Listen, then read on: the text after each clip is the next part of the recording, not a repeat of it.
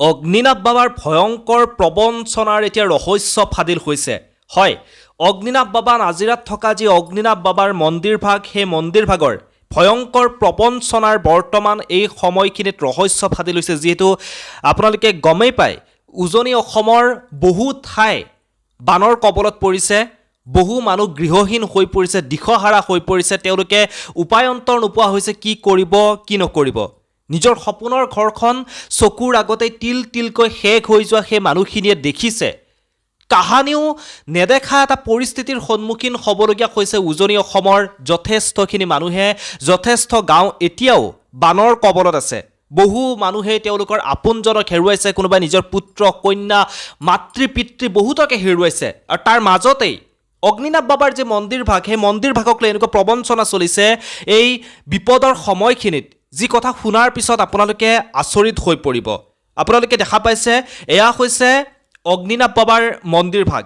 শিৱসাগৰৰ নাজিৰাত থকা এই ভাগ হৈছে অগ্নিনাভ বাবাৰ মন্দিৰ, যি মন্দিৰ ভাগত প্ৰতিদিনে হাজাৰ হাজাৰ মানুহ সমাৱেশ হয় বুলি ক'লেও মই ভুল কোৱা নহ'ব। কাৰণ এই মন্দিৰ ভাগক লৈ মানুহৰ বিশ্বাস আছে, অতিকৈ জাগ্ৰত এভাগ মন্দিৰ।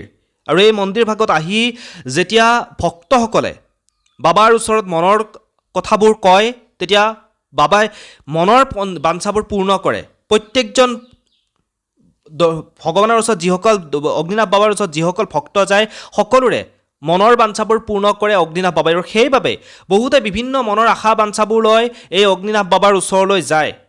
কিন্তু এই সময়খিনিত বৰ্তমান যিহেতু নাজিৰাতো বানপানী হৈছে, এই অগ্নিনাভ বাবাৰ মন্দিৰ ভাগৰ ওচৰে পাজৰে সকলো ঠাইতে মন্দিৰ ভাগৰ সেই ঠাইখিনিতো ইতিমধ্যে বানৰ কবলত পৰিছে। গতিকে এই সময়খিনিতো কিন্তু অগ্নিনাভ বাবাৰ নামত প্ৰবঞ্চনা কৰা এৰি দিয়া হোৱা নাই। এই সময়খিনিতো, এই বিপদৰ সময়তো অগ্নিনাভ বাবাৰ নামত প্ৰবঞ্চনা চলিছে। আপোনালোকে গম পায়, অগ্নিনাভ বাবাৰ যিগৰাকী ব্যক্তিয়ে গোটেই কাম কাজবোৰ চাই, মুখ্য দায়িত্বত যি আছে শিখা মজিনদাৰ বৰুৱা, এইগৰাকী আপোনালোকে দেখা পাইছে। তেওঁ ইতিমধ্যে যেতিয়াই সেই বানৰ কবলত পৰিছিল গোটেই ঠাইখিনি, তেতিয়াই কৈছে যে আজিৰ পৰা আপোনালোকে অগ্নিনাভ বাবাৰ ওচৰলৈ, মানে এইকেইদিন অন্ততঃ বানপানী যেতিয়ালৈকে শেষ নহয় তেতিয়ালৈকে আপোনালোকে অহা যি প্লেনিং কৰিছে সেই প্লেনিং কেঞ্চেল কৰক, দুৱাৰ বন্ধ থাকিব অগ্নিনাভ বাবাৰ মন্দিৰ ভাগৰ, এইদৰে কৈছিল। আৰু তেনেকৈ তেওঁ ৰাজহুৱা বন্তি জ্বলাইছিল। ৰাজহুৱা বন্তিতে বহুতে সেৱা কৰিছিল। আৰু যিহেতু ৰাজহুৱাভাৱে শৰাই লোৱা, অনলাইন শৰাই লোৱা ব্যৱস্থা এই অগ্নিনাভ বাবাৰ মন্দিৰ ভাগৰ পৰা প্ৰথমতে আৰম্ভ হৈছিল। গতিকে তাৰেই বহুতে কিন্তু বৰ্তমান সময়ত সুবিধা লৈছে। ইয়াতে এটা টুইষ্ট আছে। আচলতে এই কামখিনি যি প্ৰবঞ্চনাৰ কাম কৰা বুলি কৈছে, প্ৰবঞ্চনাৰ কামখিনি কিন্তু অগ্নিনাভ বাবাৰ মন্দিৰ ভাগৰ পৰা হোৱা নাই, তাত থকা শিখা মজিনদাৰ বৰুৱাই কৰা নাই, বা আন আন কৰ্মকৰ্তাসকলেও কৰা নাই।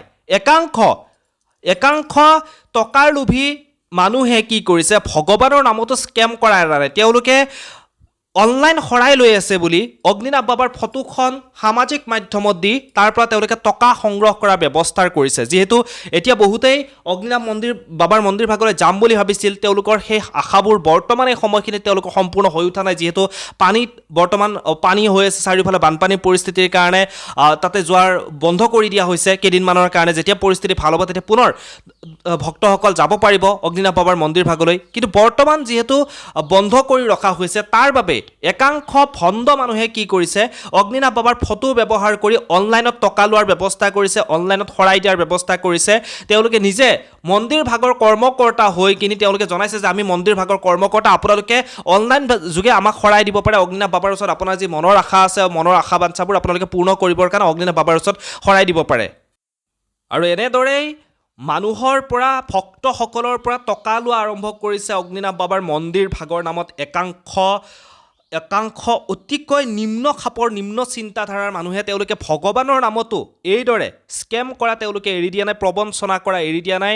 ৰাইজক এইদৰে ঠগ প্ৰবঞ্চনা কৰি, ভগৱানৰ নামত এইদৰে ঠগ প্ৰবঞ্চনা কৰি তেওঁলোকে টকা হৰলুকি কৰাৰ ব্যৱস্থা কৰিছে। ইতিমধ্যে শিখা মজিনদাৰ বৰুৱা, ক্ষমা কৰিব, শিখা মজিনদাৰ বৰুৱা, তেওঁ ইতিমধ্যে সামাজিক মাধ্যমৰ জৰিয়তে জনাইছে যে এইসকলৰ পৰা সকলোৱে আঁতৰি থাকক, এই যিসকল প্ৰবঞ্চনা কৰিছে তেওঁলোকৰ পৰা আঁতৰি থাকক, সকলোৱে সাৱধান হওক। আৰক্ষীকো ইতিমধ্যে জনোৱা হৈছে। আৰু অগ্নিনাভ বাবাৰ মন্দিৰ ভাগক লৈ আগতেও বহু প্ৰবঞ্চনা এনেধৰণৰ চলিছিল, আৰক্ষীক জনোৱা হৈছিল। গতিকে এতিয়াও আৰক্ষীক জনোৱা হৈছে।